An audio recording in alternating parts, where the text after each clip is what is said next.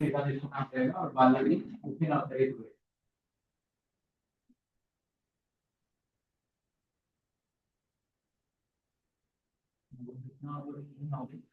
बालाजी।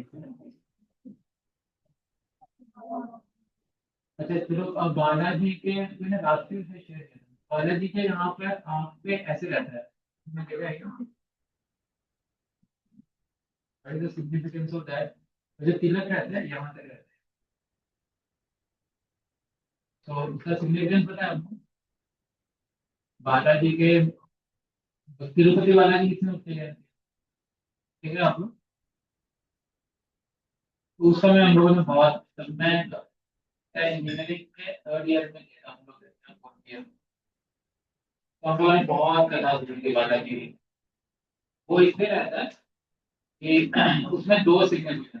पहला कि जैसे बाला जब भगवान के शुद्ध भक्त भगवान का दर्शन करने जाते हैं, ठीक है, और फिर वो वापस आते हैं, तो पुजारियों को डर है कि भगवान जो है के साथ ही बात नहीं, वही है किसके साथ? भगवान के शुद्ध भक्त के साथ। तो लाखों लोग जाते हैं, उनमें कोई तो भगवान का शुद्ध भक्त हो, ठीक है, तो भगवान के ऐसे ऐसे तिलक लगाते हैं यहाँ तक आप भगवान उसको अच्छे से देखना पड़ता है, ठीक है, नहीं तो भगवान के साथ ही चले जाएंगे, ठीक है। और बालाजी भगवान का एक हाथ ऐसे रहता है और एक हाथ ऐसे रहता है, ठीक है? तो ये ऐसे वाला जो हाथ रहता है ना, वो सिग्निफाई करता है कि जब हम भगवान के शरण में जाते हैं, ठीक है, तो जो और सागर है इस दुनिया का, जो जन्म मृत्यु के चक्कर में फंसा हुआ है इंसान, ठीक है, उस सागर में डूब रहा है, ठीक है, जैसे सागर में कोई तैरने जाएगा तो पार कर सकता है सागर। एक्चुअली सिचुएशन कैसा है कि हम भी सागर में तैर रहे हैं, हमारे रिलेटिव्स भी तैर रहे हैं, मम्मी पापा सब तैर रहे हैं अगल बगल, और हमें लग रहा है कि वो हमारे मम्मी पापा हमें बचा देंगे, लेकिन ऐसा कुछ नहीं। सब डूबने वाले लास्ट है। कोई यहाँ रहने वाला है नहीं, सब इस दुनिया से एक दिन जाने वाले हैं, ठीक है। तो सबको लग रहा है कि वो बचा देगा वो बचा देगा, लेकिन असली में क्या है? सब कहाँ तैर रहे हैं? सागर के अंदर, और कोई सागर को पार नहीं कर पाएगा। लेकिन भगवान कहते हैं कि मेरी शरण में आओगे तो इस भव सागर को पार कर, ठीक है। कहते हैं कि वो कमर के नीचे हो जाएगा, सागर का जो लेवल है पानी का वो कमर के नीचे हो जाएगा और आसानी से तुम उसको पार कर लो। समझ में आया? So that is what one of the hand signifies होगा। ये और वो भी है ना अपने विठल की, विठल जैसे वो भी तो वही है ना, कमर के नीचे सबका। और सागर में जो आप तैर रहे हो ना, वो आपके कमर के नीचे आ जाएगा पानी और आप आसानी से खेलते खेलते पार कर, मतलब बिना मृत्यु के चक्कर से बाहर निकल जाओ। नहीं तो हर बार आपको नीट की तैयारी करनी पड़ेगी। अभी अगले अगले जन्म में फिर ये सिचुएशन ना है कि आप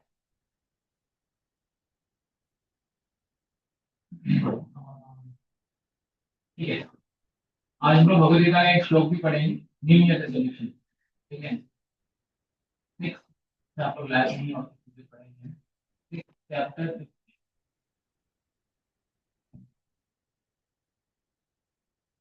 आप लोग का पढ़ाई में मन लग रहा है कि नहीं लग रहा है? लग रहा है। माइंड के ऊपर भगवान करते हैं। चलो आगे चलते हैं, पेंटिंग का सेक्शन स्टार्ट करते हैं। अल्काइन आप लोगों ने बताया, क्वेश्चन पूछना आपको, सॉल्व क्लियर करके कल कल हम लोग डिस्कस करेंगे डाउट, ठीक है। चलो बेंजीन से स्टार्ट करते हैं जल्दी से।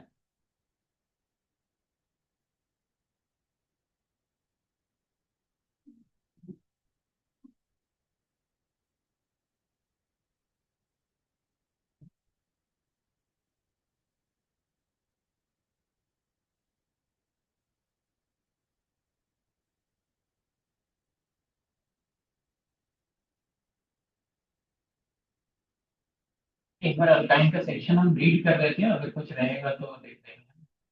कर लिया कवर। केमिकल प्रॉपर्टीज,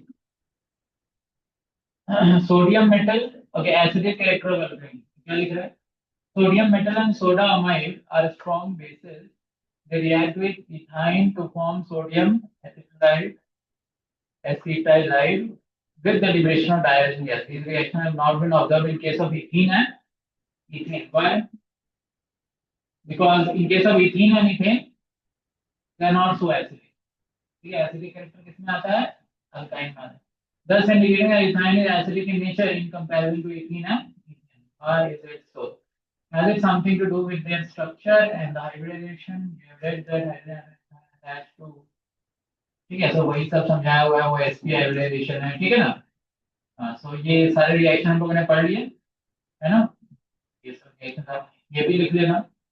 प्रोपाइनाइड ये लिख दिया हुआ है ना. ये सब आपका काम है एनसीईआरटी से लिख करना. ओके, ये एसिडिटी का है, ये ऑर्डर हम लिख चुके हैं, है ना. हाँ, इसमें एक और इम्पोर्टेंट, जैसे आप हमने ये लिखा था, ये लिखा था, इसमें डबल ऐसे लगाया हुआ है. क्यों ऐसे डबल लगाया हुआ है?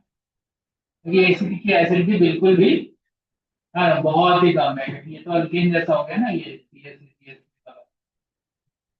तो आप लोग भी ये लगा ले रहे हैं ना, डबल ऐसे लगा लेना, ये वाले एग्जांपल. ये सब आपको एनसीईआरटी से रीड करना. एडिशन रिएक्शंस, यहाँ पे विनाइलिक कटायन बनाया जा रहा है ना, vinylic carbonate, that is very stable. ठीक है, डायहाइड्रोजन हो गया. Addition reactions, addition reactions are given below, तो ये सब तो आपको आता ही है. ये इलेक्ट्रोफिलिक एडिशन नहीं है, ये तो जैसे डुअलस है ना. Addition of hydrogen, so discuss reddish orange color of sodium of the solution of bromine in carbon tetrachloride is decolorized. This is used as a test for saturation curve. Addition of hydrogen halide, so you know HBr. ठीक है. सो इसमें हमने क्या देखा था कि जहाँ पहला पेयर रहेगा वही दूसरा पेयर रहेगा, इसमें रिएक्शन कर रखा है ना. So we discuss the reason also. Addition of water, so water at हाँ ये temperature लिख लेना. Like alkanes and alkynes are also immiscible and do not react with water. अगर 1 molecule of water adds to alkynes and warming with mercuric sulfate, तो ये याद रखना आप लोग, इसको क्या कहते हैं? Mercuric sulfate. ठीक है. Hg plus is mercurous, है ना.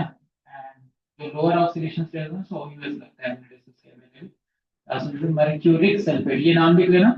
ठीक है ना, क्योंकि आएगा क्वेश्चन में तो आपको नाम से ही नहीं पता चलेगा, हो जाएगा.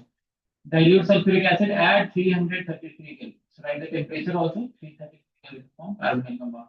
बाकी हमने मैकेनिज्म तो देख लिया था, है ना. HOH जोड़ना है आपको, इथाइन का अपने को एल्डिहाइड मिलेगा, बाकी जो है उससे केटोन मिल रहा है.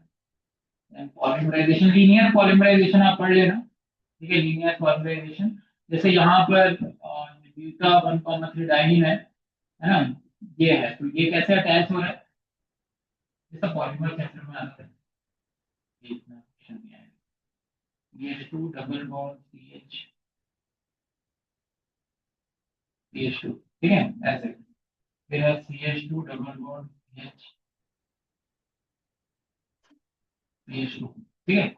अब यहाँ पे क्या होगा, यहाँ से बॉन्ड टूटेगा, यहाँ डबल आ जाएगा, यहाँ बॉन्ड चला जाएगा, और यहाँ वैलेंसी ऊपर आ जाएगी, समझिए. फिर यहाँ पे डबल बॉन्ड आ जाएगा, और यहाँ बॉन्ड खत्म हो जाएगा, और ये ऐसे कनेक्ट हो जाएंगे, और ऐसे ही चलता जाएगा. ठीक है, ये हम लोग रबर बनाते हैं, नेचुरल रबर, और आइसोप्रीन होता है, ब्यूटा 1,3 डाइन और एक्राइलोनाइट्राइल, और ये सभी स्टाइरीन, ये सभी कॉम्बिनेशन से रबर बनाते हैं, सिंथेटिक रबर. यहाँ पे कुछ लीनियर पॉलीमर्स के नाम दिए हुए हैं, अब इसके बाद पढ़ लेना. ठीक है, ये यहाँ पर दिया है पॉलीएसिटाइलीन और पॉलीइथाइन, which is a high molecular weight for. अच्छा, इसने इथाइन कर दिया, ये इसने किसका दिया, इथाइन. इसने इथाइन कर दिया. जैसे ये हमारे पास इथाइन है, ठीक है, यहाँ पर दूसरा इथाइन ऐसे, यहाँ पर क्या हो जाएगा, CH double bond CH, यहाँ valency open, then we have CH double bond CH फिर वैलेंसी, ठीक है, ऐसे ऐसे अटैच कर, है ना। सो पॉली इथाइन, इसलिए वो वाला आप लोग पढ़ लेना, ठीक है ना। इथाइन को उसने पॉलीमराइजेशन किया और जोड़ दिया, तो ये डबल सिंगल डबल ऐसे करके आ गया, ठीक? बहुत सारे पॉलीमर्स होते हैं उसमें। Polyacetylene can be used as electrodes in batteries, याद कर लेना। that good conductor, lighter, cheaper and cyclic polymerization तो कर ही दिया था हमने, ठीक है। तो लिखना था, ठीक है। हम धीरे धीरे बेंजीन का सेक्शन पढ़ते हैं, आज एक फिल्म में खत्म हो जाएगा। एरोमेटिक हाइड्रोकार्बन, देखते हैं कितना पूरा होता है। सो ये सब आपका होमवर्क है। एरोमेटिसिटी सब हम कवर कर चुके हैं, ठीक है। नेपथलीन वेपथलीन बेंजोनॉइड्स पता है आपको, इसमें मीनिंग का जो होगा ना, नॉन बेंजोनॉइड्स नॉमेनक्लेचर एंड आइसोमेरिज्म, तब आप एक बार देखना स्ट्रक्चर ऑफ बेंजीन। तो स्ट्रक्चर ऑफ बेंजीन हम थोड़ा सा डिस्कस करेंगे। रेजोनेंस स्टेबलाइजेशन, तब आपको रीड करना है। इसमें एक लाइन आया था, ये जेई में आया था, काफी ज्यादा है, आपको ये जेई में क्वेश्चन लाइन आया था मैं, हाँ ये 6, ये वाला, ये आईपीजे में ये वाला एक लाइन आया था, certain nuclear of the carbon atom then the electron the two carbon atom, ठीक है। ये लाइन इज इंपॉर्टेंट, इसका क्या मतलब है मैं एक्सप्लेन करता हूँ। क्या लिख रहा था, delocalized pi electron cloud is attracted more strongly by the nuclei of the carbon atoms than the electron cloud localized between the two carbon atoms, ठीक है। इसका क्या मतलब है? अब आपको ये तो पता है कि रेजोनेंस कैसे होता है बेंजीन में। बेंजीन में जो 6 कार्बन है वो किस तरीके से, ऑलरेडी हम इसको डिस्कस कर चुके हैं। ऐसे ऐसे जो कार्बन है, एरोमेटिसिटी का कॉन्सेप्ट दिया हुआ है, वो सब हम ऑलरेडी पढ़ चुके हैं, तो अभी हमें उसमें ज्यादा टाइम नहीं है। sp2 हाइब्रिडाइजेशन है, तो एक ऐसे ऐसे हाइड्रोजन लगा हुआ है ना। देन वी हैव पी, सबके पास एक एक क्या है, पी ऑर्बिटल, जो कि क्या है, perpendicular to the plane. Then हाँ, ये तो पता ही है अपने को। सो सब में एक एक इलेक्ट्रॉन है ना। और बेंजीन, ये तो आपको पता ही है, रेजोनेंस करने के लिए सारे पी सामने सामने होने चाहिए, है ना। तो यहाँ पर इन ये तो बॉन्ड बना सकते हैं, ये तो बना सकते हैं, तो भागेगा तो पाई भागते हैं ना। सो क्या होता है कि जब रेजोनेंस होता है, रेजोनेंस होते समय क्या होता है, डीलोकलाइजेशन होता है इलेक्ट्रॉन। अच्छा, जब रेजोनेंस नहीं हो रहा है तो ऐसे बनाएंगे हम, ठीक है। जब रेजोनेंस हो रहा है तो कैसे बनाएंगे, ऐसे से बनाएंगे, ठीक है। तो अभी इसमें क्या है, ये इलेक्ट्रॉन क्लाउड पूरा बिखरा हुआ है, और इसमें क्या है, इन दोनों के बीच में ये पाई बॉन्ड है, इन दोनों के बीच में लोकलाइज रह जाता, और इसमें क्या है, डिलोकलाइज। तो इन दोनों में ज्यादा स्टेबल कौन सा है, ये वाला, है ना। तो ये तो फिर एग्जिस्ट ही नहीं करता, एग्जिस्ट हाइब्रिड स्ट्रक्चर करता है, बताइए आप लोग, है ना। तो वही ये लिख रहा है, क्या लिख रहा है, the delocalised pi electron cloud, जो डीलोकलाइज्ड पाई इलेक्ट्रॉन क्लाउड है, किसमें है डीलोकलाइज, इसमें, है ना। Pi electron cloud is attracted more strongly by the nucleus of the carbon atom। वहां पे 6 कार्बन एटम है, उनका जो न्यूक्लियस है वो ज्यादा अच्छे से इलेक्ट्रॉन क्लाउड को क्या कर रहा है, अट्रैक्ट कर रहा है। और जितना अट्रैक्ट करेगा उतना ज्यादा कंपाउंड क्या होगा, स्टेबल होगा, ठीक है। तो वही कह रहा है, ठीक है। The delocalized pi electron cloud is attracted more strongly by the nuclei of the carbon atom than the electron cloud localized between the two carbon। सबको समझ में आया स्टेटमेंट, तो ये स्टेटमेंट नीट में आ सकता है, एक बार जेई में आया हुआ है। बाकी इतना कोई बहुत खतरनाक कोई स्टेटमेंट नहीं दिया हुआ, बाकी सब नॉर्मल चीजें दी हुई समझ गया। सो ये इम्पोर्टेंट स्टेटमेंट था और ये जेई में आया अभी। बाकी आपको हक्कल रूल और ये सब पता ही है ना, ये सब एंथ्रासीन फेनेंथ्रीन ये सब पढ़ के जाना, ओके।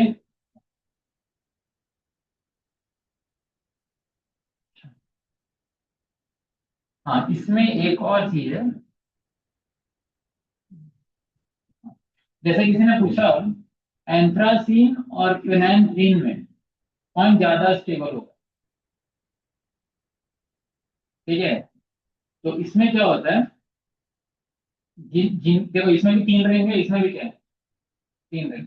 और इसमें पूरा रेजोनेंस, हर रिंग में रेजोनेंस चल रहा है, इसमें भी हर रिंग में रेजोनेंस चल रहा है। समझ गए क्यों? क्योंकि इधर पी है, पी है, पी है ना, पी तो इसमें भी रेजोनेंस चल रहा है, इसमें भी रेजोनेंस चल रहा है, इसमें भी रेजोनेंस चल रहा है। ठीक है, ये एक और चीज, ये जो इंपॉर्टेंट चीज है मैं लिखवा देता हूँ अलग से, समझ गए। बाकी आप एक बार रीड करना, जनरल चीज इसलिए। अब इसमें एक एनसीईआरटी को इसको नहीं डिस्कस करते, बट इस पे आपको क्वेश्चंस मिलेंगे। मैंने पढ़ाया भी है। और एंथ्रासिन और ट्रांथेनिन में किसी ने पूछा कि कौन ज्यादा स्टेबल होगा, तो फिनाइनफ्रीन विल बी मोर स्टेबल। ठीक है, वाई? क्योंकि इसमें ऐसे, इनको क्लैड सिस्टम्स कहते हैं, जिनमें ऐसा सिस्टम आ जाए, बेंजीन का आ रहा है ना, डबल सिंगल डबल, मतलब डबल सिंगल ऐसे वाला सिस्टम आ रहा है। फिर यहाँ पर भी ऐसा सिस्टम आ रहा है, इसमें ऐसे कितने सिस्टम आ रहे हैं, सिर्फ एक ही आ रहा है। समझिए, तो जिनके पास ऐसे सिस्टम ज्यादा होते हैं उनकी स्टेबिलिटी ज्यादा। जस्ट है। हाँ। और ये हम क्यों ऐसे कंपेयर कर रहे हैं, क्योंकि इसमें भी तीन रेंज है और इसमें भी तीन रेंज। अगर किसी में दो रेंज है और किसी के में तीन रेंज है ना, सो ऑब्वियसली बात है कि उसमें ज्यादा स्टेबिलिटी हो जाएगी, उस तरीके से ज्यादा रेजोनेंस हो रहा है।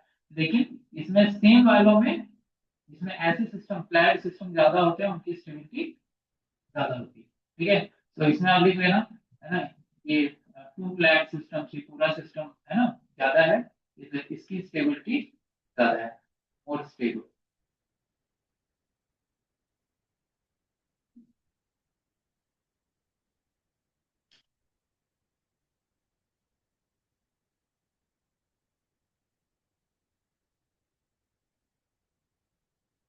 अच्छा। अब एक और लॉजिक बताता हूँ, आपने लिखा है इसको? तो जितने इंपॉर्टेंट पॉइंट्स बता रहा हूँ वो आप लिख लो, उसके बाद हम एक बार ओवरव्यू करेंगे।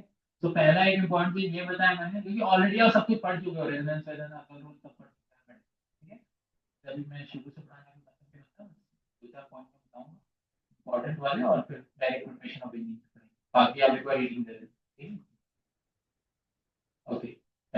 तो पहले पॉइंट में ये वाला लिख लेना आप लोग, है ना। दूसरा पॉइंट, ये एक इंपॉर्टेंट पॉइंट हो गया।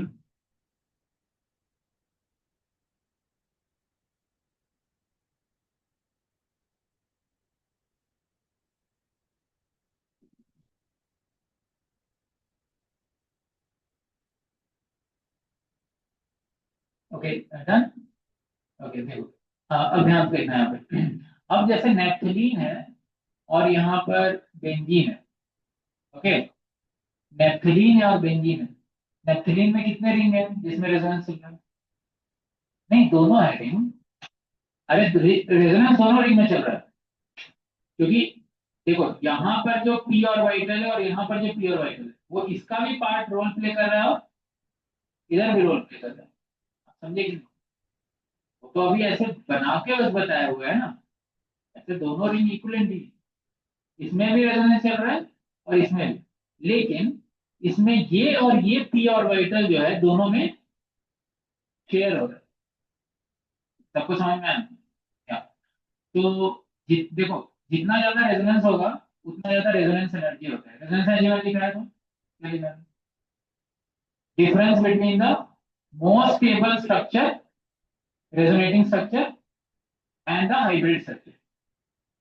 Just clear? तो जितना अच्छा रेजोनेंस होगा उतना ज्यादा रेजोनेंस एनर्जी होता है, उतना ज्यादा एनर्जी उसका कम होगा। लिखा था हमने? यस, अच्छा। अब देखो, अगर एक बेंजीन का रिंग है और यहाँ पे दो रिंग है, यहाँ पे नेप्थलीन का, किसी ने पूछा किसमें ज्यादा रेजोनेंस एनर्जी है पर रिंग, क्या पूछा? Resonance energy per ring. तो रेजोनेंस इसमें ज्यादा हो रहा है तो ओवरऑल रेजोनेंस तो इसमें ज्यादा हो ही रहा है, लेकिन पर रिंग की बात कर रहे हैं। इसमें एक रिंग है और इसके भी एक रिंग को अगर उठा लें, तो किसमें ज्यादा होगा resonance energy per ring? Left वाले में। क्यों?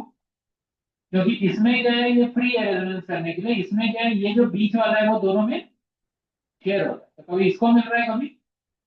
हाँ, तो एक रिंग का जो रेजोनेंस करना है किधर आसान है?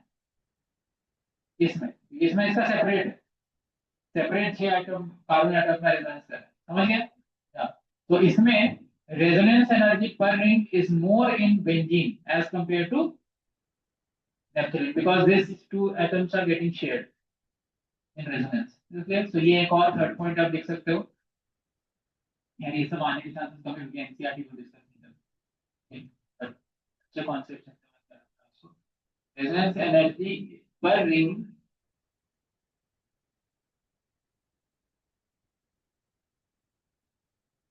is more in benzene than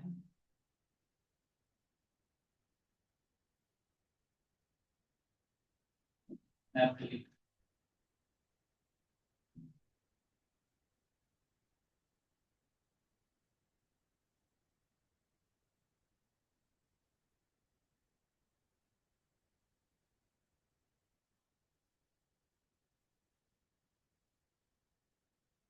ठीक है, रीजन आप लिख लोगे कि वो शेयर हो रहा है उसमें, है ना, this is getting shared in both ring,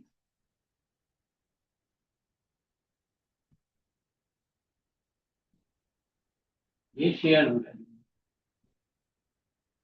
और इसको कहेंगे इसमें टू फ्लैट सिस्टम है,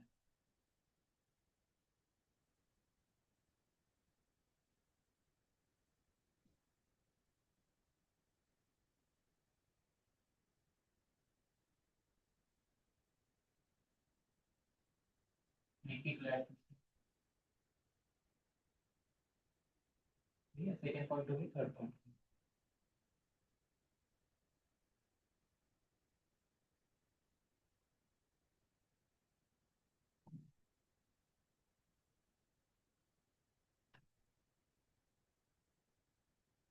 ओके डन। बाकी ये सब तो आपको पता ही है, वो बात है ना, रेजोनेंस एरोमेटिसिटी में कर रहा था हमने। Now right, structure of benzene, structure of benzene. देखो, अब बेंजीन का जो स्ट्रक्चर था, क्या कहते हैं, फॉर्मूला है बेंजीन का, वो क्या है, C6H6। ठीक है, C6H6। अब बेंजीन का फॉर्मूला है C6H6, तो अब किसी को स्ट्रक्चर नहीं पता था, ठीक है, ध्यान से सुनना, जो पैराग्राफ में लिखा हुआ है वो मैं समझा देता हूँ, आप एक बार रीडिंग मार देना। ठीक है, सारे लॉजिक यहाँ पे एक्सप्लेन कर देते हैं, आप खुद भी कर लेना शॉर्ट या फिर डिटेल में पैराग्राफ में पढ़ना। अब देखो, बेंजीन का फॉर्मूला है C6H6, तो हम what is the degree of constitution in this, but degree of concentration is 4, correct. तो डिग्री ऑफ कॉन्सेंट्रेशन आ गया 4, निकालना सीखा था ना। तो डिग्री ऑफ कॉन्सेंट्रेशन इज 4, तो 4 डिग्री ऑफ कॉन्सेंट्रेशन है, तो सबको समझ में आ गया हमारे इसमें तो बहुत सारे कॉन्सेंट्रेशन है। तो this should be quite reactive, why, because if there is unsaturation there is double and triple bond, तो डबल एंड ट्रिपल बॉन्ड होगा, तो double and triple bonds are quite reactive. ठीक है ना, इतने सारे रिएक्शंस किए उसने, करेक्ट। जैसे KMnO4, अभी KMnO4 के साथ डबल बॉन्ड रिएक्शन किया कि नहीं, 273 केल्विन पे कराया था मैंने, बहुत ही कम टेम्परेचर में, तब भी ब्लैक बॉल बना। और हाई दे दिया तब तो पूरा ही टूट गया। और ट्रिपल बॉन्ड के साथ भी ऐसा ही हुआ, देखा हमने। हाँ, तो सबने सोचा कि अगर इसका डबल और ट्रिपल बॉन्ड है, हाई डिग्री ऑफ कॉन्सेंट्रेशन है, so it should react with KMnO4। लेकिन जब बेंजीन का रिएक्शन KMnO4 से कराया गया तो रिएक्शन ही नहीं हुआ। ठीक है, तो सब लोग सोचने लगे यार रिएक्शन क्यों नहीं हो रहा है, जब इतना अनसैचुरेशन है, डबल और ट्रिपल बॉन्ड है, तो रिएक्शन तो करना चाहिए, should easily get oxidized by KMnO4, that is a very strong oxidizing agent। लेकिन बेंजीन में कोई रिएक्शन नहीं है, सब किसी को समझ में नहीं आ रहा था कि बेंजीन का स्ट्रक्चर कैसा होगा। So what is the reason why benzene does not react with KMnO4? Because benzene is aromatic, benzene is aromatic and that is highly stable। और एरोमेटिसिटी का ऐसा कोई कॉन्सेप्ट पहले किसी को पता नहीं, सबको समझ में आया, यस ओके। तो फिर सबने सोचा कि यार बेंजीन का कैसा स्ट्रक्चर होगा, तो केकुले जो है उनके सपने में वो सोच रहे थे, तो उनको दिखा कि सांप अपनी पूंछ खा रहा है, तो उससे उन्होंने स्ट्रक्चर बनाया था, रिंग वाला स्ट्रक्चर बनाया। कैसा स्ट्रक्चर बनाया, रिंग वाला। ठीक है, तो केकुले को ऐसा आइडिया है कि ऐसा स्ट्रक्चर बनाता हूँ मैं। ठीक है, भगवान ने उसके सपने में सांप भेज दिया, तो समझ में आया कि कैसा स्ट्रक्चर हो सकता है, लेकिन क्यों, तो दिन रात पहले बेंजीन के बारे में ही सोच रहा था। सीरियस नहीं, तो भगवान ऐसी मदद करता है। अब देखो अभी बेंजीन का स्ट्रक्चर ऐसा बनाया गया, ठीक है। तो अब इस स्ट्रक्चर के हिसाब से अब अगर हम इसका रिएक्शन कराते हैं, ठीक है, और डाई ब्रोमो कंपैटिबल देखो, अगर हम सिंगल ब्रोमिनेशन करते हैं, सो benzene was undergoing electrophilic aromatic substitution, electrophilic aromatic substitution reaction कर रहा है, ध्यान से सुनना बात को, तो पैराग्राफ में लिखो, ठीक है। सो इलेक्ट्रोफिलिक एरोमेटिक सब्स्टिट्यूशन, ब्रोमीन के साथ रिएक्शन कराएंगे प्लस FeBr3, ठीक है, ऐसे रिएक्शन कराएंगे, ओके। सो ऐसा प्रोडक्ट एक जगह सब्स्टिट्यूशन हो, ठीक है, ऐसा। तो ठीक है, सबने सोचा कि चलो ठीक है एक प्रोडक्ट बन रहा है, लेकिन जब डाई ब्रोमिनेशन कराया गया, क्या कराया गया, डाई ब्रोमिनेशन। तो डाई डाई ब्रोमिनेटेड अगर प्रोडक्ट बनाया जाए, ब्रोमिनेटेड प्रोडक्ट, तो कितने प्रोडक्ट बनने चाहिए according to Kekule structure, point लिख रहा हूँ, पूरा सब्स्टिट्यूशन एक बना, ठीक है। ये कैसे बना, रिएक्शन कैसे हो सब आगे डिस्कस करते हैं, ठीक है। अच्छा, तो डाई ब्रोमिनेटर अगर बनाएंगे तो कितने प्रोडक्ट बनने चाहिए, हर कार्बन पे एक हाइड्रोजन है तो एक ही सब्स्टिट्यूशन, एक ऐसे बन सकता है, ठीक है, और एक इस तरीके से बन सकता है, तो दोनों सेम है कि डिफरेंट है, नहीं ठीक। अभी हम सेम इसलिए बोल रहे हैं कि हमें रेजोनेंस का कॉन्सेप्ट पता है, लेकिन केकुले ने जो स्ट्रक्चर बनाया उसके हिसाब से दोनों क्या है, अलग है, समझ में आया? Yes. ये दोनों अलग अलग है, ठीक है। तो according to Kekule structure we should get two dibrominated product, कितना मिलना चाहिए, तो ऐसे तो आप आगे कर दोगे तो और भी मिल जाएंगे, ठीक है ना, ऑर्थो मेटा पैरा वो सब, ठीक है। लेकिन अभी अगल बगल अगर देखें एडजेसेंट वाले, तो ऐसे दो मिलने चाहिए, इसमें कोई डाउट नहीं। लेकिन जो प्रोडक्ट मिल रहे थे, जो ऐसे अगल बगल लगे हुए ब्रोमीन को प्रोडक्ट क्या मिल रहे थे, सेम ही मिल रहे थे, उन दोनों में कोई डिफरेंस नहीं था, समझ गया ना, कोई डिफरेंस नहीं था, तो ये किसी को समझ में नहीं आया। तो फिर केकुले ने कहा, क्या कहा कि देखो क्या होता है, ये दोनों ना इक्विलिब्रियम में रहते हैं और ये दोनों इंटरचेंज होते रहते हैं, कैसे इंटरचेंज होते रहते हैं, इस तरीके से, ये इसमें चला जाता है, फिर ये इसमें चला जाता है ना, ये दोनों ऐसे ऐसे इंटरचेंज करते हैं, ठीक है। तो ये केकुले ने, ठीक है, तो फिर उसके हिसाब से बोलता है कि ये दोनों क्या है, सेम हो गए, कभी ये इसमें कन्वर्ट हो सकता है, ये इसमें कन्वर्ट हो सकता है, इस तरीके से केकुले ने बता दिया, ठीक है। लेकिन अब केकुले बहुत सारी चीजें नहीं समझा पाए, क्या कि अभी बेंजीन में तीन तीन डबल बॉन्ड, तो अल्कीन मेन रिएक्शन कौन सा शो करता है, सब्स्टिट्यूशन की एडिशन, अल्कीन और अल्काइन कौन से रिएक्शन शो करते हैं, मेन एडिशन करते हैं कि substitution, addition, electrophilic addition reaction ना, अरे डबल बॉन्ड है तो डबल बॉन्ड टूट करके जुड़ते हैं लोग, तो अब बेंजीन में एडिशन रिएक्शन हो ही नहीं रहा, रिएक्शन कौन सा हो रहा है, सब्स्टिट्यूशन, एक हटा के ब्रोमीन आ रहा है या क्लोरीन आएगा, समझ गए। तो बिल्कुल ये नहीं समझ आता है कि उसमें एडिशन क्यों नहीं हो रहा, अब KMnO4 ऑक्सीडाइज कर देता है इजीली, लेकिन बेंजीन को यहाँ KMnO4 ऑक्सीडाइज नहीं कर पा रहा है, तो वो भी कोई नहीं समझा पाया, समझे ना, तो ये सब चीजें नहीं समझ पाए, तो ये सब चीजें कब समझ पाए, बाद में जब एरोमेटिसिटी का कॉन्सेप्ट आएगा, भाई ये रेजोनेंस हो रहा है और रेजोनेंस के चलते कंपाउंड क्या हो चुका है, बहुत ज्यादा स्टेबल, सबको वाली समझ में आया क्या, yes. तो मैं थ्री पूरा बोल चुका हूँ, एक बार रीड कर लेते हैं, अब उसको अंडरलाइन कर लेना, समझ गया, वो इतना तो लाइन में आ जाएगी ना, गड़बड़ हो जाएगा, इसलिए NCERT एक करके जाना है, ये सब स्ट्रक्चर है, या आप इसके बारे में पढ़ सकते हो,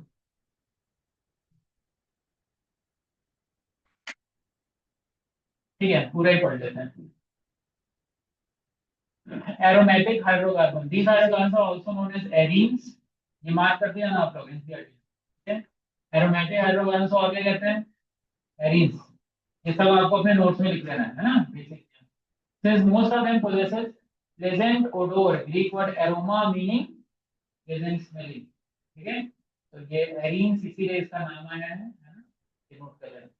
और the class of compound was named as aromatic compound, ये एरीन्स कहते हैं, एरोमा देते हैं इसीलिए इनको क्या कहते हैं, एरोमेटिक कंपाउंड कहते हैं, ठीक है, aromatic. Most of such compounds are found to contain benzene ring. Benzene ring is highly unsaturated. और बीच में क्वेश्चन पूछूंगा, ठीक है? But in a majority of reaction of aromatic compound, the unsaturation of benzene ring is retained. क्या कह रहा है? जो बेंजीन रिंग का अनसैचुरेशन है वो खराब नहीं होता. अगर बेंजीन रिंग का अनसैचुरेशन खराब करना है, कैसा रिएक्शन होना? डबल बॉन्ड्स टूट करके लोग जुड़ने चाहिए, लेकिन वैसा रिएक्शन रेयर होता है. एक दो रिएक्शन होंगे कर जाते, ठीक है? वो भी एक्सट्रीम कंडीशंस, हाई टेम्परेचर में ही होगा वैसा रिएक्शन, ठीक है? वो देखेंगे हम.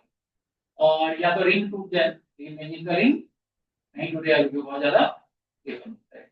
इसलिए लिख रहा है इन majority of the reaction aromatic compound the unsaturation of benzene ring is retained. Clear? However, these are examples. There are examples of aromatic ions which do not contain a benzene ring. तो बोल रहा है कि aromatic compound खाली वही नहीं है जिसमें क्या हो, तो अल्कोहल को सेटिस्फाई करते हैं, सब हो जाता है ना एरोमेटिक, वही है. Clear? Contain other highly unsaturated rings. Aromatic compounds containing benzene ring are also known as benzenoids. So question हमने आगे किया था ना, बेंजेनॉइड्स एंड नॉन बेंजेनॉइड्स एरोमेटिक को डिवाइड करते हैं, है ना? एरोमेटिक को डिवाइड किया बेंजेनॉइड्स एंड नॉन बेंजेनॉइड्स में. Correct. Some examples of aromatic are given below. So benzene is aromatic, toluene is aromatic. Yes or no? Yes. ये कार्बन का तो sp3 हाइब्रिडेशन है, still it is aromatic. Yes, because the ring is, ये ring तो aromatic है ना, वो side में लगा है, उससे क्या करना है आपको, समझ में आया क्या? ये रिंग क्या है? एरोमेटिक है. रिंग साइक्लिक वाला पोर्शन एरोमेटिक होना चाहिए, उसके साथ कुछ भी अटैच कर दो इधर उधर, ठीक है? So this is also what aromatic. ये रिंग भी एरोमेटिक है, ये रिंग भी, both rings are aromatic. This both rings are aromatic. Biphenyl, इसका नाम याद कर लेना, ठीक है? बाइफिनाइल, नैप्थलीन, नाम याद रखना है. ये सब मैं मार्क करा रहा हूँ, तो आपको नोट्स में लिखना है. नोमेनक्लेचर एंड आइसोमेरिज्म, ठीक है?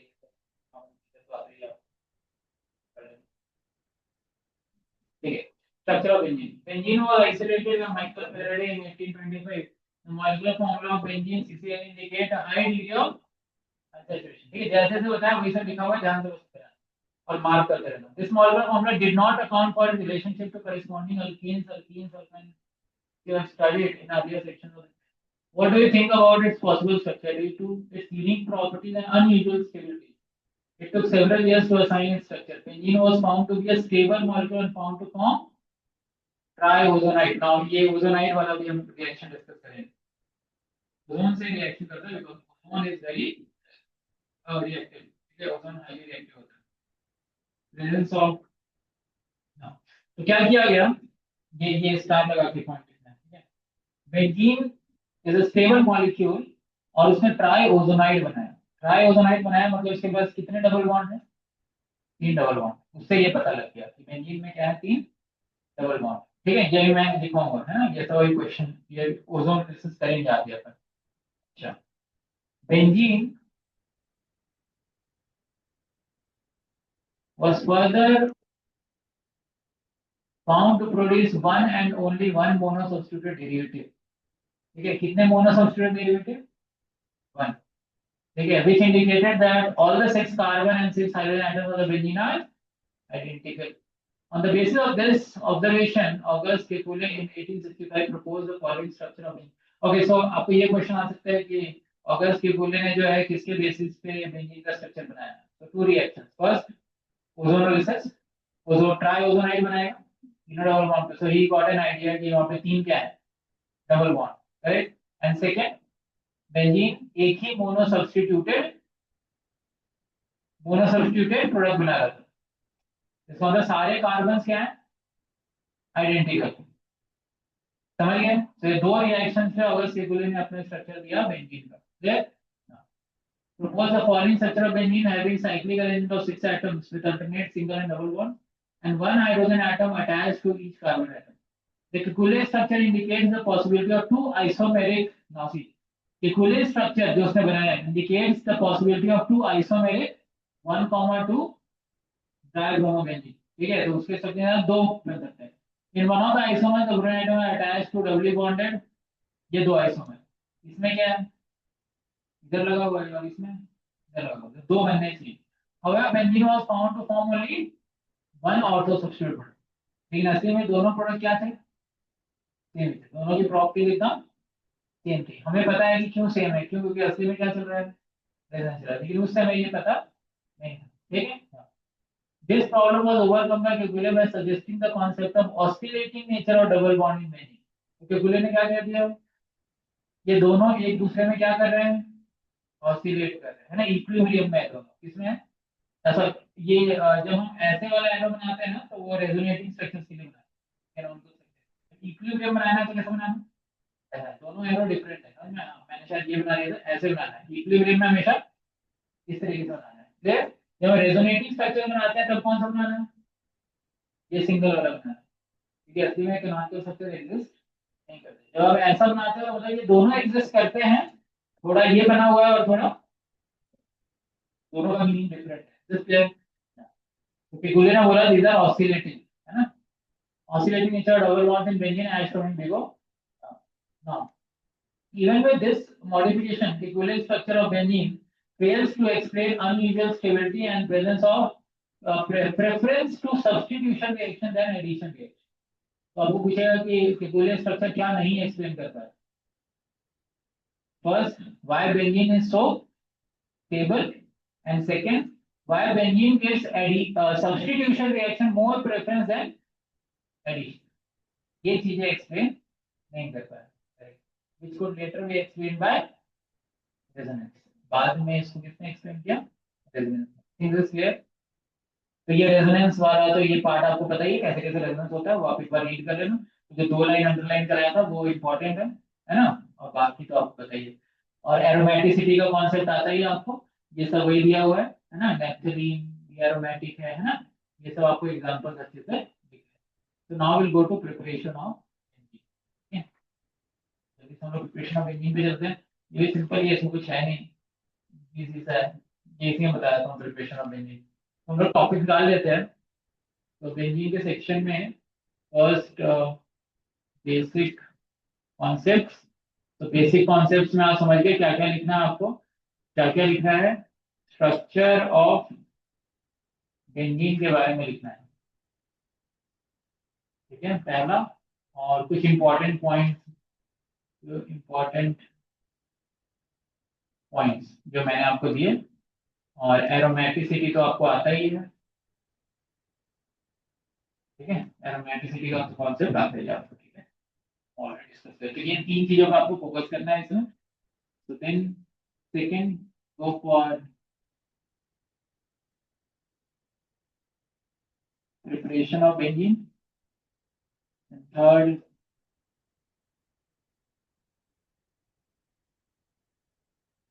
Physical properties.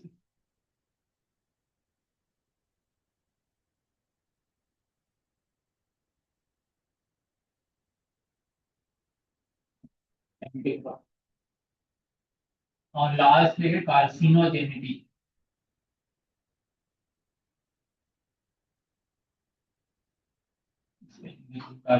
जो पॉइजनस कंपाउंड, ये एक बार पढ़ के जाना है, छोटा सा पैराग्राफ दिया होगा। Now will go for preparation of benzene. Preparation of benzene कि आप एनसीईआरटी से लिख लेना, मैं करा देता हूँ, सारी एक्शन ऑलरेडी आते हैं।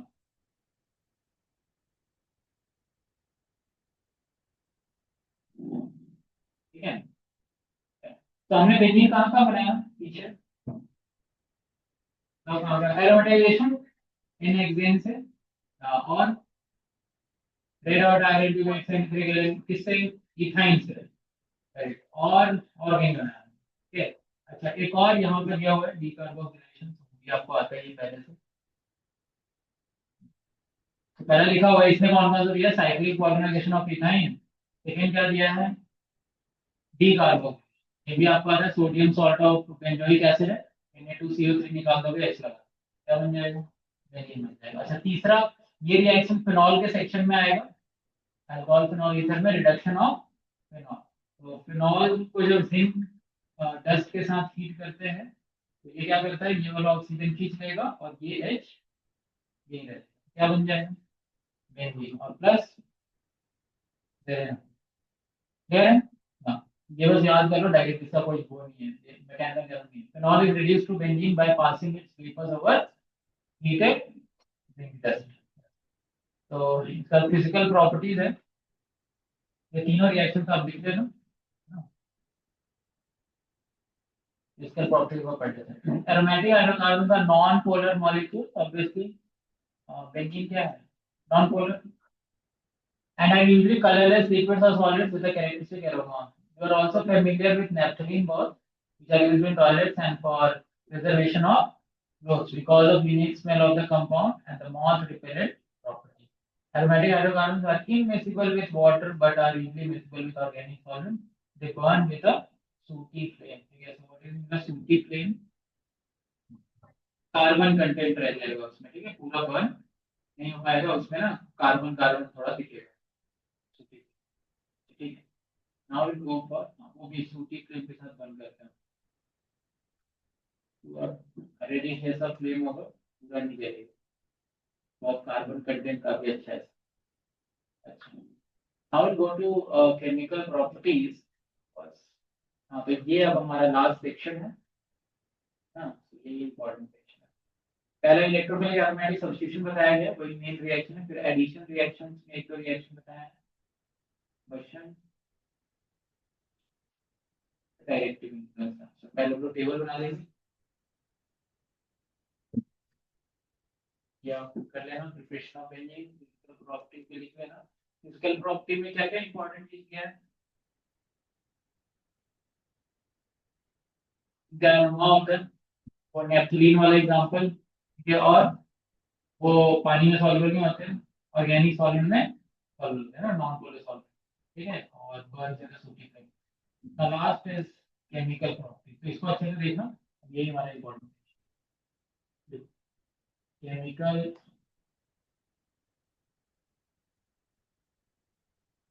Properties of benzene.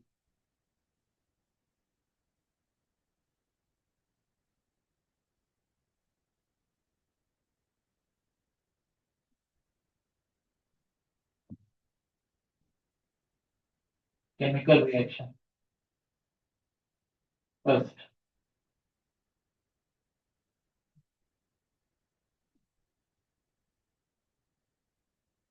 First is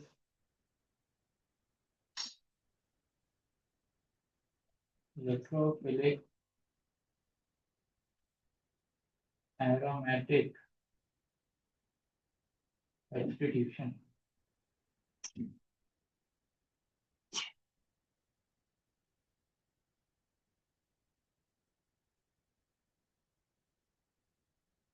Second is addition reaction.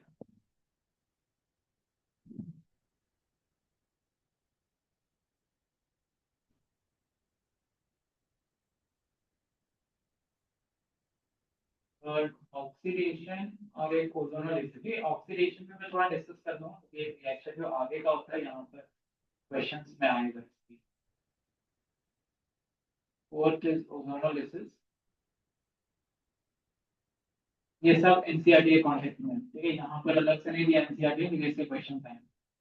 And fifth is directive influence,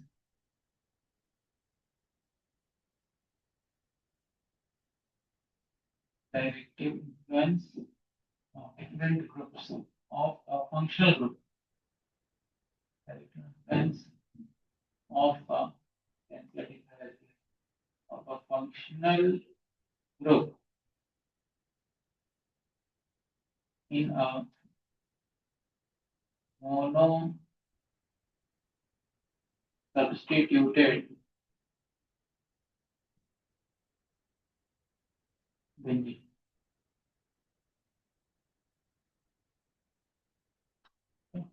Electrophilic aromatic substitution में what the reaction आएंगे first,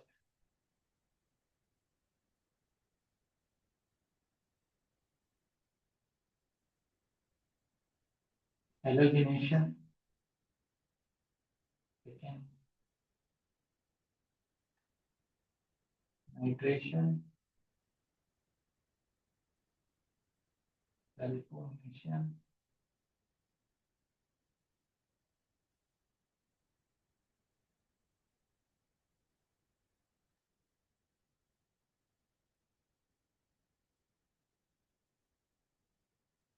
अल्काइलेशन एंड असाइलेशन, ये हर चैप्टर में आगे आने वाला है।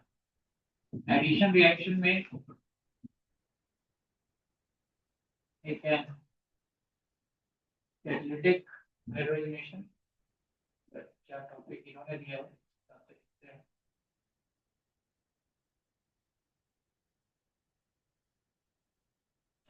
Topic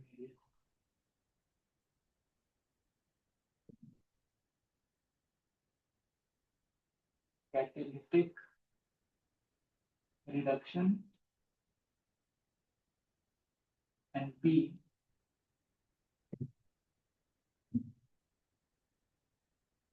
reaction with chlorine in sunlight and 500 K. 500 K.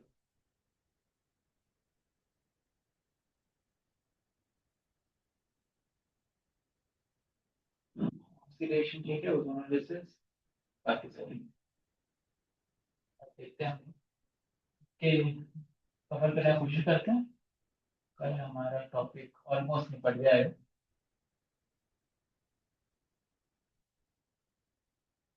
Main वो fifth topic है, बहुत इम्पोर्टेंट ये है। फर्स्ट सारे इम्पोर्टेंट है, फर्स्ट से ही रिलेटेड है। फिर हमने वो दिया था ना, OH ग्रुप जब बेंजीन पे लगता है तो OH सिग्निफिक डाइरेक्टिंग और थ्रू एंड पैराडाइरेक्टिंग, तो वो सब उसमें यूज होगा।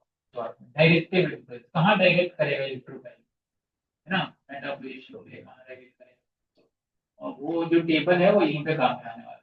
ये एक्टिवेटिंग, स्ट्रांगली एक्टिवेटिंग, वो सब जो टेबल बनाया था वहाँ पे में काम में है। ठीक है, चलें आगे तो स्टार्ट विद। अच्छा, तो इसीलिए आप देखोगे हमने अभी पढ़ा कि बेंजीन में तीन तीन डबल बॉन्ड है, लेकिन फिर भी वहां पे एडिशन रिएक्शन बहुत कम हो रहा है। ऑल अबाउट सब्स्टिट्यूशन, जो और वो लास्ट भी सब सब्स्टिट्यूशन। तो एडिशन रिएक्शन में खाली यही वाला है ना, ये 500 केल्विन पे समय की प्रेजेंस में ही हो रहा है प्लास्टिक कंडीशन, और ये भी बहुत ही हाई टेम्परेचर। ठीक है, very high temperature, high temperature तभी जाके वहां पे रिडक्शन होता है, नहीं तो बेंजीन का रिडक्शन। ठीक है, तो start with electrophilic aromatic substitution. First reaction electrophilic aromatic substitution.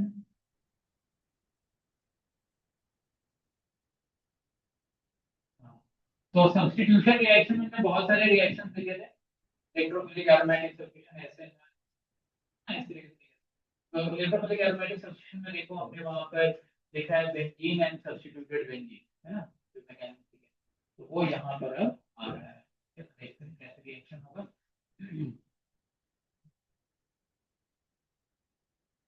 तो फर्स्ट इज हेलोजिनेशन।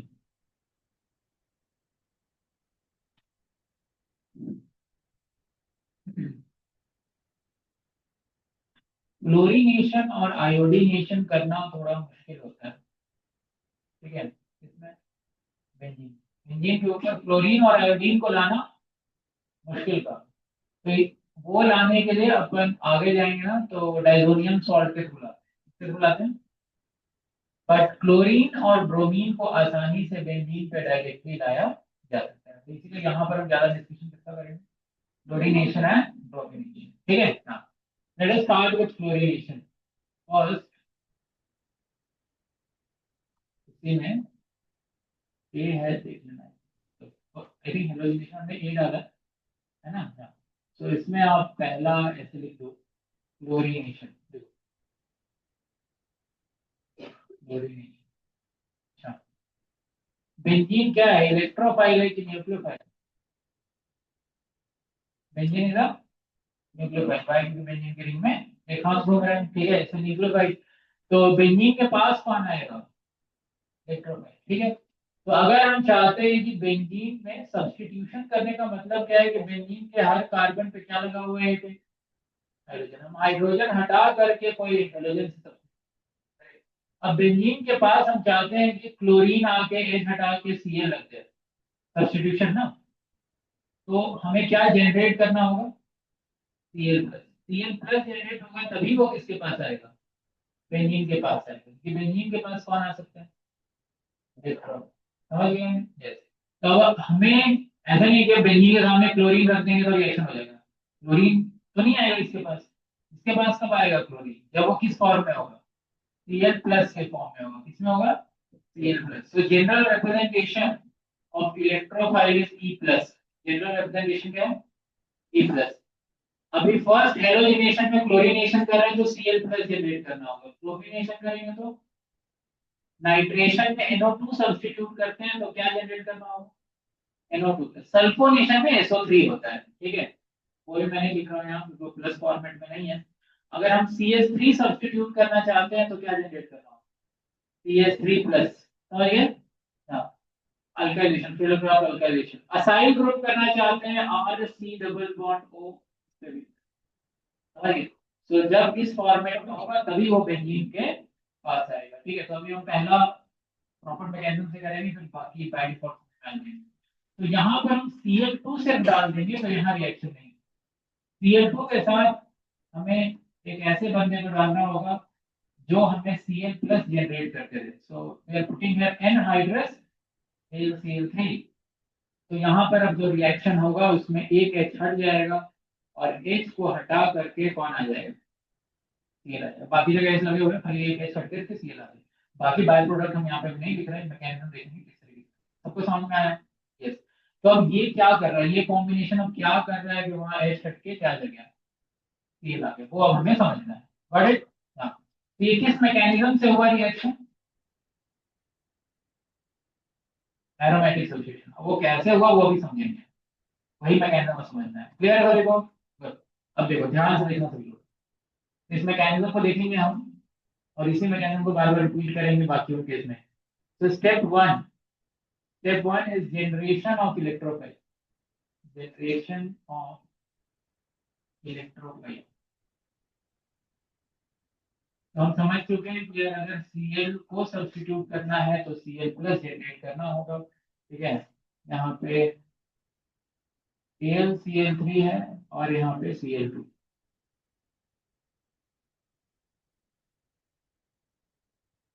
देखो अब AlCl3 क्या है, लिविस एसिड, इलेक्ट्रॉन चाहिए।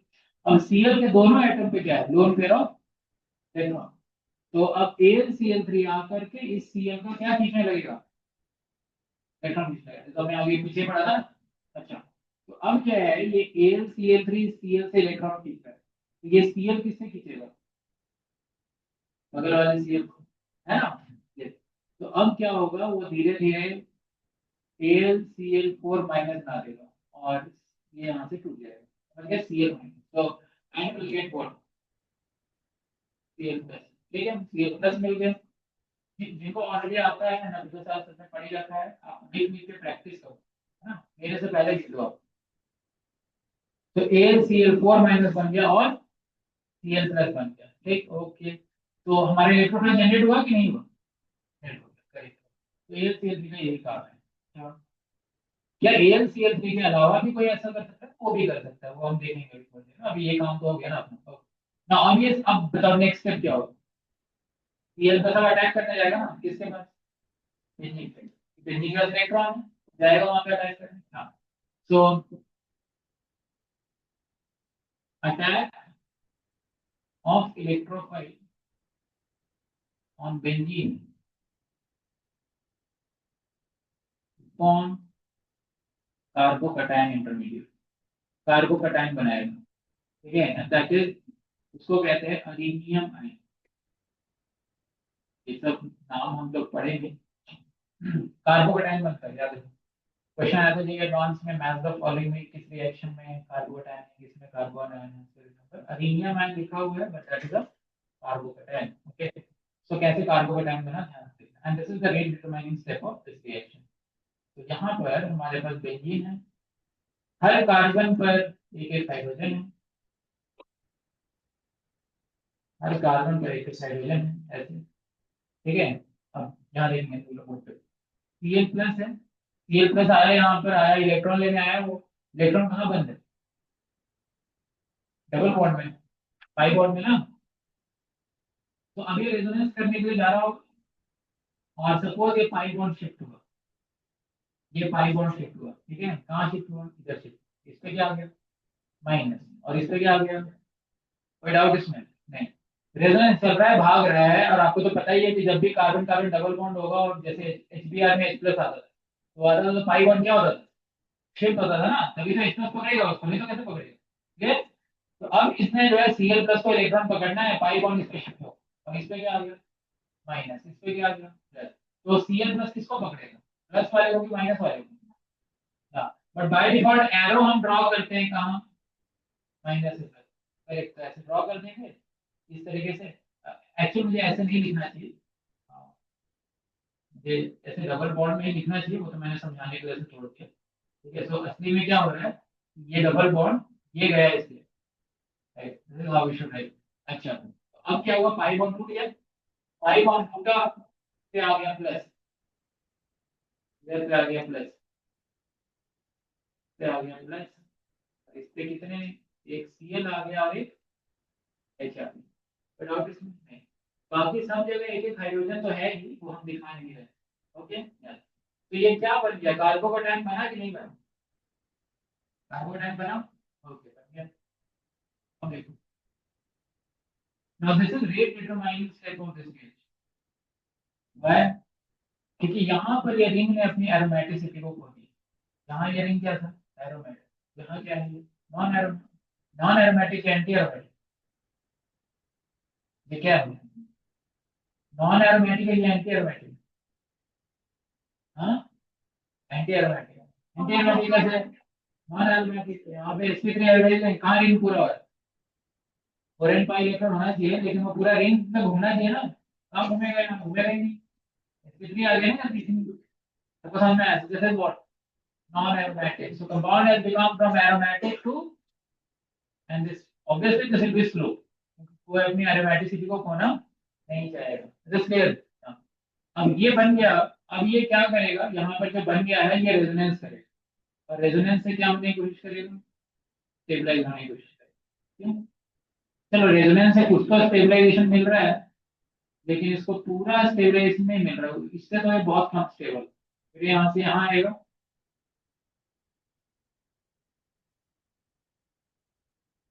अच्छा इसके बाद क्या होगा,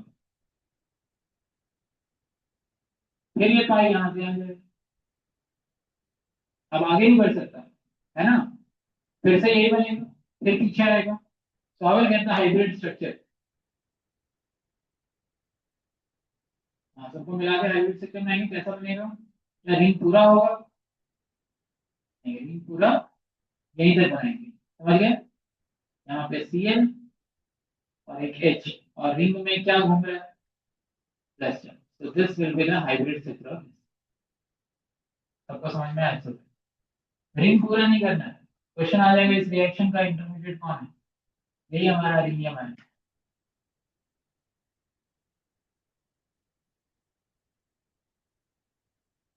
attack of electrophile benzene to form carbocation, that is arenium, तो यही हमारा मेन स्टेप है, क्योंकि एरोमेटिक से non aromatic, here we are getting non aromatic,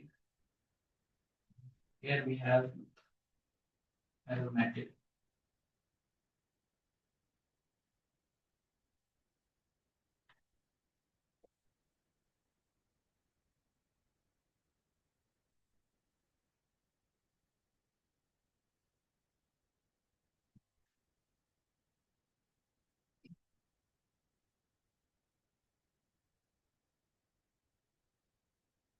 okay.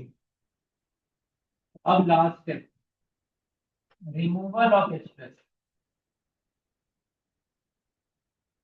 है ना, अच्छे से डायग्राम बनाना है, लॉजिक को समझना है आपको, ऑर्गेनिक बिल्कुल आसान लगेगी, क्वेश्चन गलत हो ही नहीं सकता ऑर्गेनिक, कोई गलत करना भी चाहे तो नहीं हो सकता, अगर आप समझ समझ के कर रहे हो तो हो ही नहीं सकता गलत, अरे मजाक नहीं कर रहा हूँ, आईएसओ मेरे घर में थोड़ा इधर उधर होता है, ठीक है, इतना कॉम्प्लिकेटेड क्वेश्चन आता ही नहीं है, ठीक है, आप उतना पढ़ के रखो बस, समझने की कोशिश करो चीजों को। चले हम स्टेप 3, तो अब क्या है, जैसे ये बंदा बन जाएगा, ये वाला, तो ये बड़ा परेशान होगा। क्यों होगा? क्योंकि इसको पता है कि मैं क्या बन सकता हूँ, एरोमेटिक क्या बन सकता हूँ। मेरे को एक डबल बॉन्ड इधर मिल जाएगा तो मैं क्या बन जाऊंगा, aromatic। तो ये जैसे ही इससे ये बन गया, ये तुरंत सोचेगा कि कुछ तो करूँ कि मैं क्या बन जाऊँ, एरोमेटिक। तो थर्ड स्टेप बहुत फास्ट है, क्योंकि नॉन एरोमेटिक से वापस से क्या बन जाना है, एरोमेटिक। अब क्या होगा, रिमूवल ऑफ H प्लस। अब Cl और अच्छा, तो उस कार्बन पे Cl लगा हुआ है और H लगा हुआ है, तो या तो Cl निकलेगा नहीं तो H। ये वहां पे इसका रिमूवल ज्यादा आसान है, ठीक है, उस तरीके से removal of H plus two regain aromaticity, ठीक है, इस तरीके से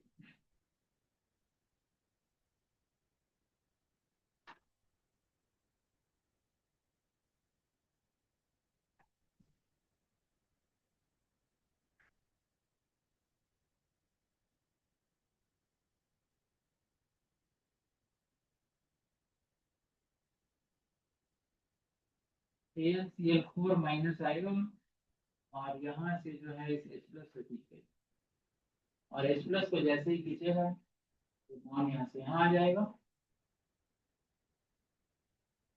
और आयोडीन को वापस से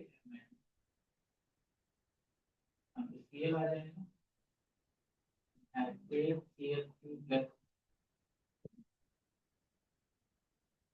Cl4 माइनस जब H प्लस खींचेगा तो क्या बन जाएगा, Cl बन जाएगा, Cl वापस बन जाएगा और हमारा सब्स्टिट्यूशन।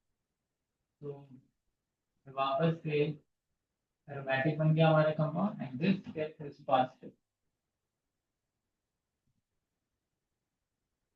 ठीक है। Done? Now we'll draw a graph for this. So this is how many step process. लिखा हुआ है 3 स्टेप, लेकिन बेंजीन एक्शन में कौन से स्टेप्स है? तो ये खाली प्रिलिमिनरी स्टेप है जहाँ इलेक्ट्रोफाइल क्या हो रहा है, जनरेट हो रहा है, समझ गए। असली में खाली यही 2 स्टेप है, कौन सा, स्टेप 2 और स्टेप 3। तो अगर हमें ग्राफ बनाना है, ठीक है, तो शुरुआत कहाँ से होगी, इसको मैं वन लिख देता हूँ, फर्स्ट सिचुएशन। इसको सेकेंड लिखते हैं, ये हमारा कार्बोकेटायन, ठीक है। तो पहले स्टेप में ये होगा, तो यहाँ पे हमारा ट्रांजिशन स्टेट होगा, मेरा transition state in this, first से सेकंड पहुंच जाएंगे, फिर सेकंड से थर्ड पहुंचेंगे, तो ठीक है, दिस इज थ्री, ठीक है। तो draw graph for this. So we started with first position, we have benzene and Cl plus, वो है वहां पर, तो उसका एक्टिवेशन एनर्जी हाई होगा क्योंकि that is a slow step. Potential energy यहाँ पर है, रिएक्शन कोऑर्डिनेट, अच्छा। यहाँ पर क्या चल रहा है, यहाँ पर ट्रांजिशन स्टेट है। ट्रांजिशन स्टेट कैसा है, ट्रांजिशन स्टेट कुछ ऐसा है, यहाँ से बॉन्ड टूट रहा है, ठीक है, और यहाँ पे अभी Cl के जुड़ने का प्रोसेस चल रहा है, like this. So this is our what, transition state, समझिए, यहाँ से बॉन्ड टूट रहा है, यहाँ पे पार्शियल फॉस्फेटेस आ रहा है, the first transition state, correct. और ये जब होगा Cl जुड़ जाएगा, then will reach to the carbocation. यहाँ पर क्या बन गया अपना, कार्बोकेटायन, अरेनियम है, परफेक्ट। ये पहले, ये सेकंड स्टेप का प्रोडक्ट ना, 1 2 3 मैंने लिखा लिखा है आप लोगों ने, समझ गए, समझ में आया। अब फिर यहाँ यहाँ भी मतलब वो अपना अरेनियम आयन बन जो है, ये बन चुका है, ये है H है, प्लस है, और ये वाला बन गया, ठीक है, फर्स्ट सेकंड स्टेप का प्रोडक्ट है, okay. And activation is quite high because this is a difficult step, rate determining step है ना, सो एक्टिवेशन इज हाई। नाउ इसके बाद क्या होगा, फिर नेक्स्ट स्टेप तो बहुत फास्ट होगा ना। तो नेक्स्ट स्टेप का ट्रांजिशन स्टेट कैसा होगा, नेक्स्ट स्टेप का ट्रांजिशन स्टेट ऐसा है, H टूट रहा है, H हमारा टूट रहा है, AlCl4 माइनस यहाँ से खींच रहा है इसको, है ना, ये यहाँ लगा हुआ है, यहाँ पे बॉन्ड बनना शुरू हो गया। समझ में आएगा, यहाँ पे बॉन्ड बनना शुरू हो गया है इस तरीके। हाँ, so and the final product get this chloromethane बन जाए। Okay? और सेकेंड स्टेप का एक्टिवेशन ज्यादा नहीं है, कैसा है?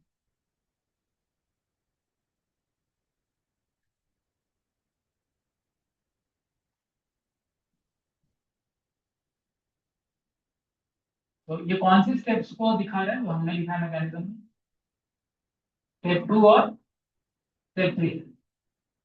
तो यहाँ से यहाँ तक हमारा क्या है, स्टेप, वो स्टेप 2 है ना, और यहाँ से यहाँ तक स्टेप 3। तो इस रिएक्शन में क्या हुआ, एक इलेक्ट्रोफाइल आया और उसने H को हटा के खुद लग गया, तो रिएक्शन को क्या कहा जाए, electrophilic aromatic substitution, aromatic ring को सब्स्टिट्यूट कर दिया ना उसने।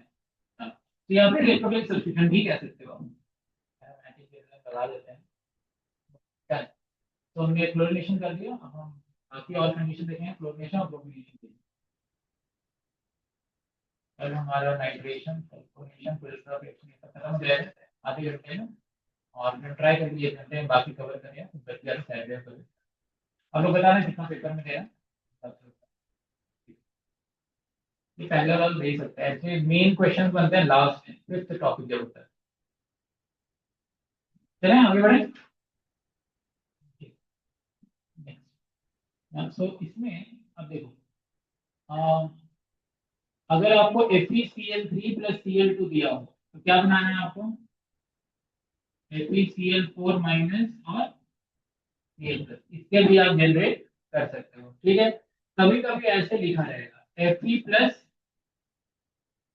नोट नोट में, कभी कभी क्या लिखा रहेगा, Fe प्लस Cl2 लिखा है, तो Fe प्लस Cl2 लिखा है, तब भी आप ये समझ जाना, ये क्या बनाएगा, FeCl3 और Cl2, फिर वो रिएक्ट करके क्या बनाएगा, फिर जनरेट करके देगा आपको। अगर एरो पे क्या लिखा हुआ है, Fe plus Cl2, so you understand you have lot of Cl2, तो first it will form FeCl2 बनाएगा, फर्दर FeCl3 बनाएगा, फिर Cl2 से फर्दर रिएक्ट करके ये बना, समझ गए? यस। ब्रोमिनेशन करने के लिए देगा FeBr3 plus Br2, will get FeBr4 minus plus Br plus, है ना, जनरेट हो जाएगी। और कभी कभी ऐसे लिखा रहेगा Fe plus Br2, still you form Fe plus FeBr3, ये आपको देगा FeBr3 plus Br2, then further it will form FeBr4 minus plus Br plus, इस तरीके।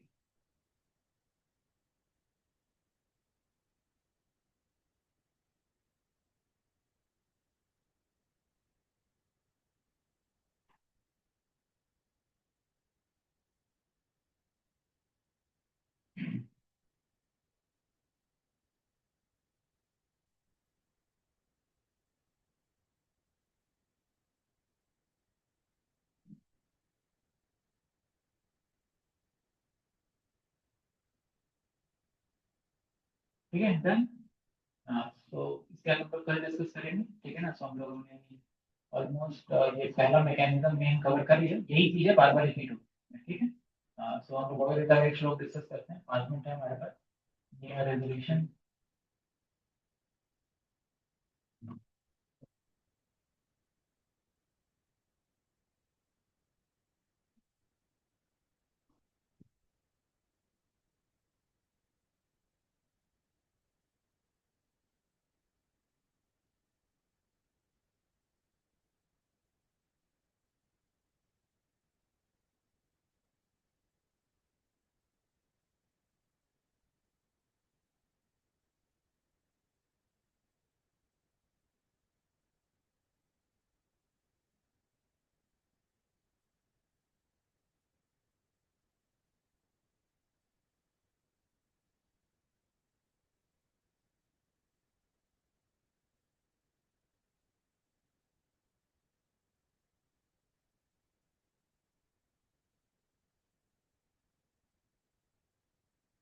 ठीक है,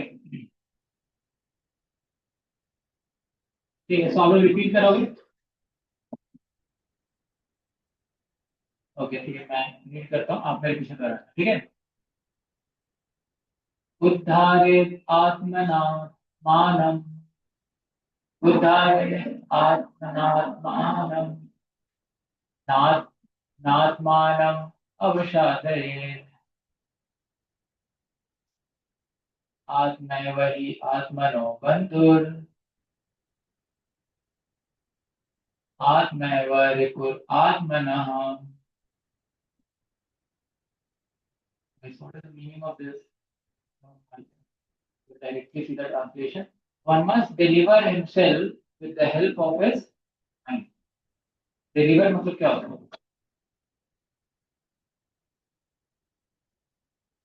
Deliver मतलब उद्धार हो जाना. हमारा क्या कर दो? हमें अपना क्या करना चाहिए? उद्धार. ठीक है. किसकी मदद से? माइंड की. भगवान कह रहे हैं, भगवान श्री कृष्ण. ठीक है. किसको बोल रहे हैं? अर्जुन को बोल रहे हैं, लेकिन किसके लिए बोल रहे हैं? One must deliver himself with the help of his mind and not degrade himself. So we have to think what we are doing. हम अपने मन की मदद से अपना उद्धार कर रहे हैं कि अपने आप को बर्बाद कर रहे हैं. ठीक है. The mind is the friend of the conditioned soul and his enemy is. So मन जो है हमारा सबसे अच्छा मित्र भी है, मन हमारा सबसे बड़ा दुश्मन भी. सबके पास मन है कि नहीं? है ना? तो आपका सबसे बड़ा दोस्त और दुश्मन, आप अकेले हो तब भी आपके साथ हो. तो वो हमारा दुश्मन कैसे है? कौन बताए? यदि हमें टाइम कम है, 1 मिनट है. हाँ, क्या शुभम, कैसे मन हमारा दुश्मन है? नहीं पता? Yes anyone? हाँ, मन हमारा दुश्मन कैसे है?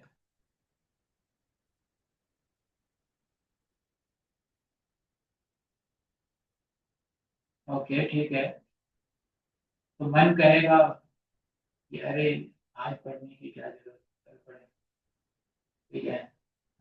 यूट्यूब चल रहा है टैब में, तो टाइम पास कर रहे हो बैठ के, ये कौन करेगा आपका? मन करेगा. ठीक है. तो मन आपको कहाँ लेके जा रहा है? चले, वो मन आपको गलत गाइड कर रहा है. ठीक है. लेकिन किसी का मन कहेगा नहीं यार, पढ़ते हैं, पढ़ने का मन कर रहा है. ठीक है. सैटरडे टेस्ट आएगा तो फ्राइडे तो मन करेगा ही ना पढ़ने का. कुछ तो पढ़ेंगे, वो तो खोलेंगे ही. ठीक है. तो मन को आपको समझाना है, और मन को समझाने के लिए कौन समझा सकता है? मन को बुद्धि समझा सकती है. कौन? मन के ऊपर है बुद्धि. समझ गए? जो इंटेलिजेंट पर्सन है, उसका बुद्धि बहुत शार्प है, वो समझ जाएगा, वो बुद्धिमान पर्सन है. मन बोलेगा कि यूट्यूब चलाओ, ठीक है, शॉर्ट्स देखो, लेकिन बुद्धि क्या कहेगी?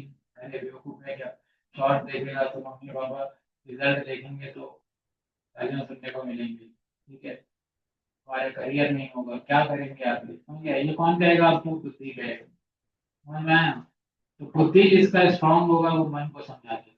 इसकी बुद्धि स्ट्रांग नहीं होगी, जहां मन लेके जा रहा है, चलो वहां चलना है, भी चलना है, चलो घर चले गए, पढ़ने का मन नहीं, 10 दिन ऐसे टाइम पास कर रहे हैं. मन जहाँ लेके चल रहा है वहां चलते जा रहे हैं. बुद्धि का कोई यूज नहीं है. ठीक है. बुद्धि को मतलब वो साइड में रखा हुआ है. ठीक है. सब कौन चला रहा है जीवन? मन भटका हुआ है. क्लास में बैठे हैं, सर इधर पढ़ा है, कहीं भी कुछ भी सोच रहे हैं, कुछ भी, मतलब इलेक्ट्रोफिलिक एरोमेटिक सब्स्टिट्यूशन चल रहा है, पता नहीं क्या सोच रहे हैं. और के साथ हो रहा है ना ऐसा? ये लोगों के साथ हो रहा होगा ऐसा, है ना? हाँ.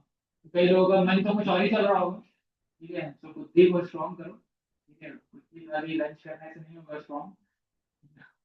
भगवान का नाम लो, भगवत गीता थोड़ा पढ़ो, एक श्लोक पढ़ो 5 मिनट. ठीक है.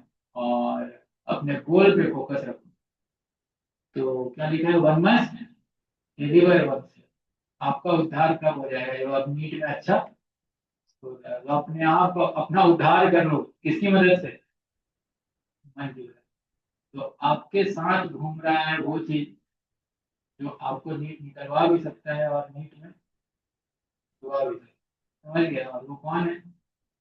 तो आज का रेजोल्यूशन ये है कि मन अगर भटकेगा तो उसको भटकने नहीं।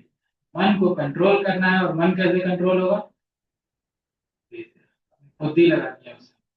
जैसे ही मन कुछ कहे, 1 सेकंड पॉज देना है और बुद्धिमान व्यक्ति की तरह, समझ गए? तो बुद्धि अपने आप समझाएगी कि क्या करना है। इतनी तो बुद्धि है सब में, क्या करना है क्या नहीं करना है समझ में आता है। लेकिन दिक्कत क्या है कि मन आपको ना बाहर ले जाए। ठीक है?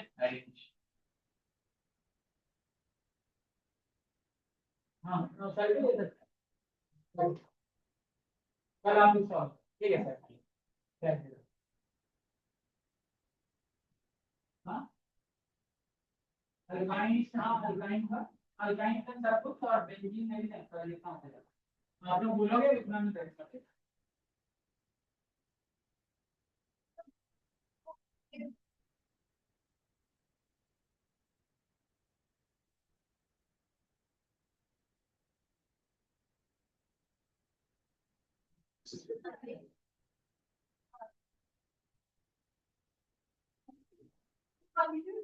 I don't know.